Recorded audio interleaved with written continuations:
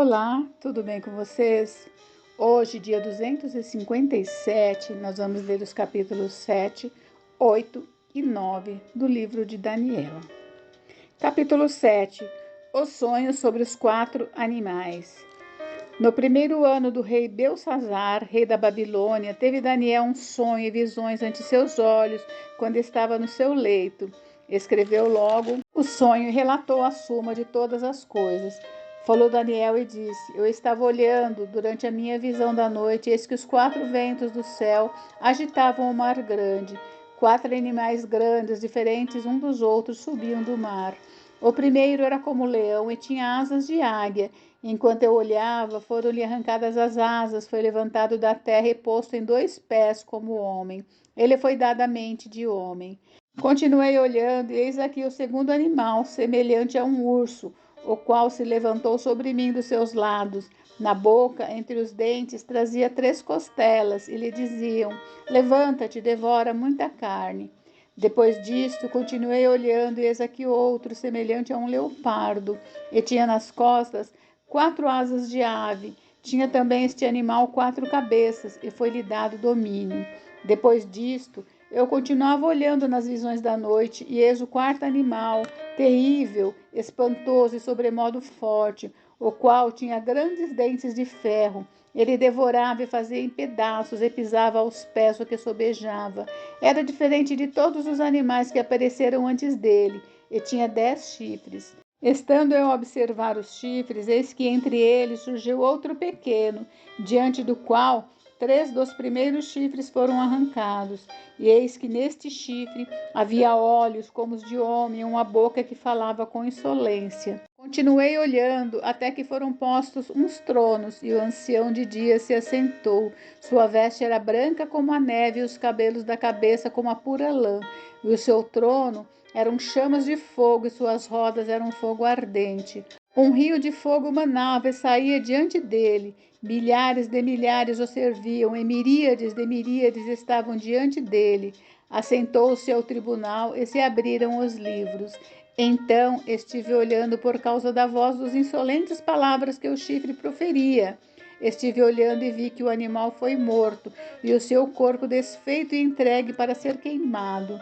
Quanto aos outros animais, foi-lhes tirado o domínio, todavia foi-lhes dada prolongação de vida por um prazo e um tempo.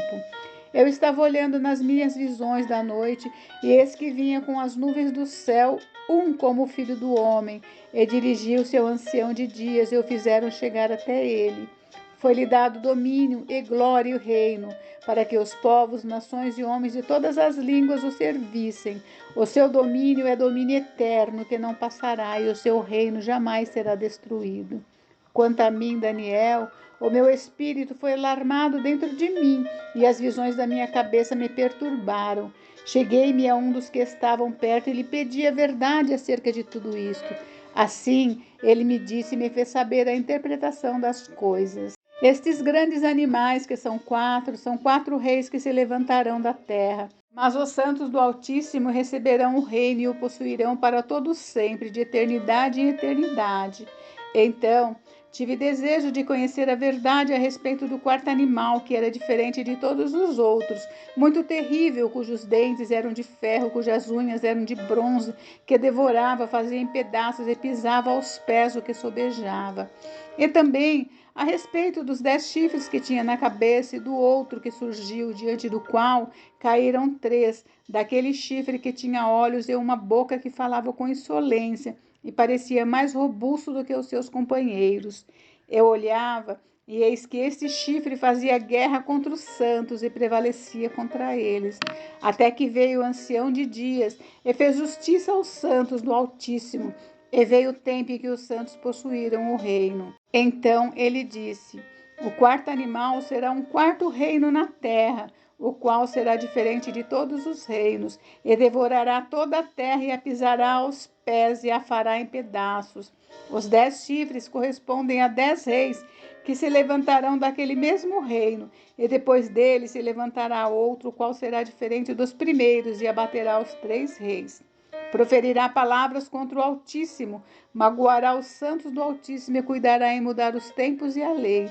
E os santos lhe serão entregues nas mãos por um tempo, 2 tempos e metade de um tempo. Mas depois se assentará ao tribunal para lhe tirar o domínio, para o destruir e o consumir até o fim. O reino e o domínio e a majestade dos reinos debaixo de todo o céu serão dados ao povo dos santos do Altíssimo, e o seu reino será reino eterno, e todos os domínios o servirão e lhe obedecerão. Aqui terminou o assunto. Quanto a mim, Daniel, os meus pensamentos muito me perturbaram, e o meu rosto se empalideceu, mas guardei essas coisas no coração. Capítulo 8. A visão sobre um carneiro e um bode. No ano 3º do reinado de Belsazzar, eu, Daniel, tive uma visão depois daquela que eu tivera a princípio. Quando a visão me veio, pareceu-me estar eu na cidadela de Suzã, que é província de Elão, e vi que estava junto ao rio Ulai. Então levantei os olhos e vi, e eis que diante do rio estava um carneiro, o qual tinha 2 chifres, e os 2 chifres eram altos, mas um mais alto do que o outro, e o mais alto subiu por último. Vi que o carneiro dava amarradas para o ocidente, para o norte, para o sul, e nenhum dos animais lhe podia resistir, nem havia quem pudesse se livrar do seu poder. Ele, porém, fazia segundo a sua vontade, e assim se engrandecia. Estando eu observando, eis que um bode vinha do ocidente sobre toda a terra, mas sem tocar o chão. Este bode tinha um chifre notável entre os olhos. Dirigiu-se ao carneiro que tinha os 2 chifres, o qual eu tinha visto diante do rio, e correu contra ele com todo o seu furioso poder. Viu chegar perto do carneiro e, enfurecido contra ele, o feriu e lhe quebrou os 2 chifres, pois não havia força no carneiro para lhe resistir. O bode o lançou por terra e o pisou aos pés, e não houve quem pudesse livrar o carneiro do poder dele. O bode se engrandeceu sobremaneira, e na sua força quebrou-se-lhe o grande chifre, e em seu lugar saíram 4 chifres notáveis para os 4 ventos do céu. De um dos chifres saiu um chifre pequeno e se tornou muito forte para o sul, para o oriente e para a terra gloriosa. Cresceu até atingir o exército dos céus. Alguns do exército e das estrelas lançou por terra e os pisou. Sim, engrandeceu-se até ao príncipe do exército. Dele tirou o sacrifício diário, e o lugar do seu santuário foi deitado abaixo. O exército lhe foi entregue com o sacrifício diário por causa das transgressões, e deitou por terra a verdade, e o que fez prosperou. Depois ouvi um santo que falava, e disse outro santo àquele que falava: até quando durará a visão do sacrifício diário e da transgressão assoladora, visão na qual é entregue o santuário e o exército a fim de serem pisados? Ele me disse: até 2300 tardes e manhãs, e o santuário será purificado. Havendo eu, Daniel, tido a visão, procurei entendê-la. Eis que se me apresentou diante uma como aparência de homem. Eu ouvi uma voz de homem de entre as margens do Ulai, o qual gritou e disse: Gabriel, dá a entender a este a visão. Veio, pois, para perto de onde eu estava. Ao chegar ele, fiquei amedrontado e prostrei-me com o rosto em terra, mas ele me disse: entende, filho do homem, pois esta visão se refere ao tempo do fim. Falava ele comigo quando caí sem sentidos, rosto em terra. Ele, porém, me tocou e me pôs em pé no lugar onde eu me achava e disse: eis que te farei saber o que há de acontecer no último tempo da ira, porque esta visão se refere ao tempo determinado do fim. Aquele carneiro com 2 chifres que viste são os reis da Média e da Pérsia. Mas o bode peludo é o rei da Grécia. O chifre grande entre os olhos é o primeiro rei. O ter sido quebrado, levantando-se 4 em lugar dele, significa que 4 reinos se levantarão deste povo, mas não com força igual ao que ele tinha. Mas, no fim de seu reinado, quando os prevaricadores acabarem, levantar-se-á um rei, de feroz catadura e especialista em intrigas. Grande é o seu poder, mas não por sua própria força.